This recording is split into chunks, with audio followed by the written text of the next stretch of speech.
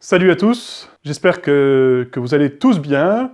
Voilà, pour cette nouvelle vidéo, aujourd'hui, j'aimerais vous parler de quelque chose que nous ne connaissons que trop peu, c'est la Bible.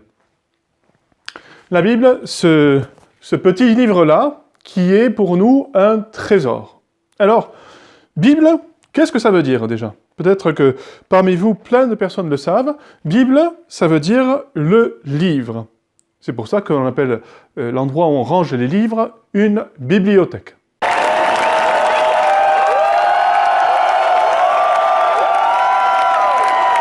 Pourtant, ce livre n'est pas qu'un livre. Comment? J'ai pas compris. Ce livre n'est pas qu'un livre. Pourquoi?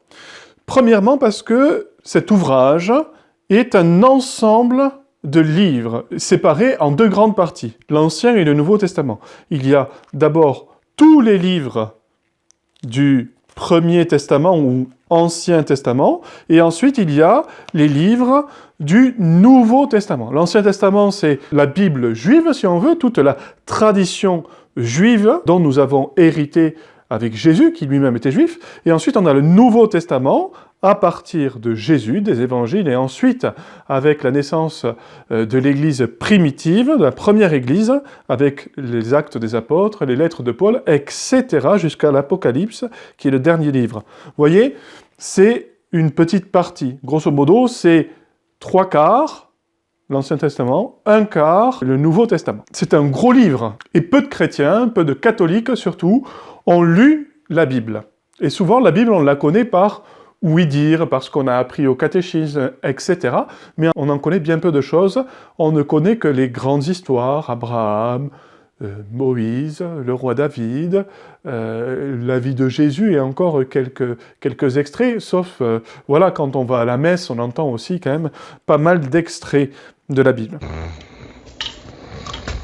Oh! Hein? Non mais vous vous foutez de moi ou quoi? Depuis ce matin, vous me pétez les pruneaux pour que je vous fasse la lecture et vous roupillez. Je suis désolé. Admettez quand même que c'est pas hyper captivant. Oui, eh ben, si vous vouliez du captivant, fallait peut-être me faire lire autre chose que des textes de loi. Non mais c'est bon, allez-y, je me concentre. Cependant, ce livre, ce n'est pas qu'un livre non plus, parce que c'est pour nous, chrétiens, la parole de Dieu. Vous allez me dire, oui, mais ce livre, il y a bien quelqu'un qui l'a écrit. C'est pas Dieu qui l'a écrit. Non, ce n'est pas Dieu qui l'a écrit. Donc, ce sont des hommes qui l'ont écrit. Donc, c'est quelque chose d'inventé. Non plus. Ce n'est pas quelque chose d'inventé.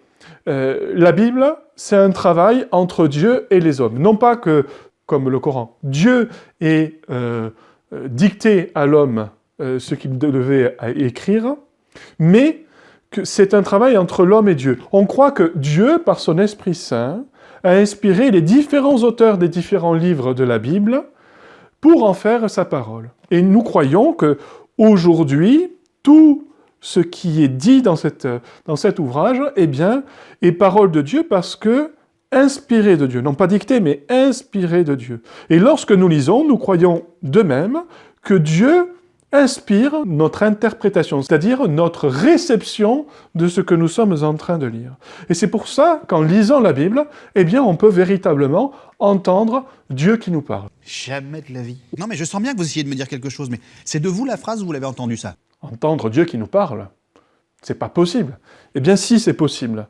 C'est possible d'entendre Dieu te parler si tu le lui demandes. Si tu lui demandes de te parler, de te répondre à une question, il peut tout à fait le faire au moyen de la Bible. Première manière dont il peut faire, en ouvrant la Bible au hasard. Tu te poses une question, tu as la conviction que c'est dans la Bible que tu vas trouver la réponse, tu fais une prière, tu dis « Seigneur, aide-moi à trouver cette réponse à cette question », et là tu ouvres la Bible et tu tombes sur un passage, en regardant un peu, qui t'éclaire, bizarrement, et qui tombe totalement juste. Bon, ça arrive pas à tous les coups, mais ça arrive et c'est assez surprenant.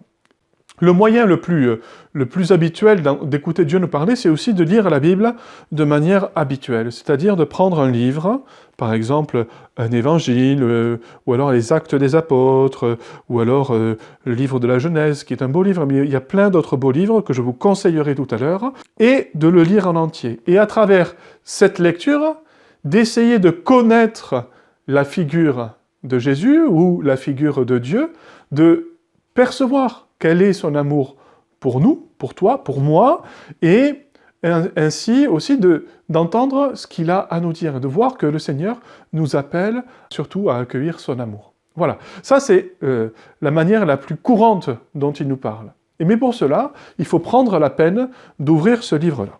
Alors moi, je sais que tu as du temps. Il faut absolument que je trouve un truc. Sans vous, j'en ai pour des plombes. Des plombes?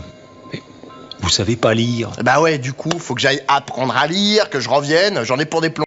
Tu peux ouvrir ce livre, pourquoi pas essayer de lire un extrait de la Bible une demi-heure par jour.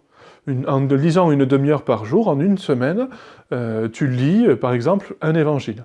Alors, le plus simple, souvent, c'est de commencer par l'évangile de Saint Marc, parce que c'est la plus courte. L'évangile de Saint Luc, elle, c'est la plus complète, c'est-à-dire qu'on part de l'enfance de Jésus jusqu'à sa mort et sa résurrection. Moi, je te propose de commencer par là, lire un évangile. Et puis, il y a d'autres livres qui sont de très beaux livres. Le livre de la Genèse et de l'Exode, c'est toute l'histoire du début du peuple juif. C'est très beau à lire aussi parce qu'on voit comment Dieu essaye de rejoindre l'homme qui s'est détourné de lui. Mais ensuite, tu as aussi de très beaux livres inconnus que tu as jamais lus. Je pense peut-être au livre de Tobie, qui est une très très belle histoire d'amour. Et ensuite, il y a le livre de Jonas. Tu connais l'histoire de Jonas, mais tu n'as peut-être pas lu le livre en entier. Et c'est très beau aussi à lire et ça nous apprend plein de choses.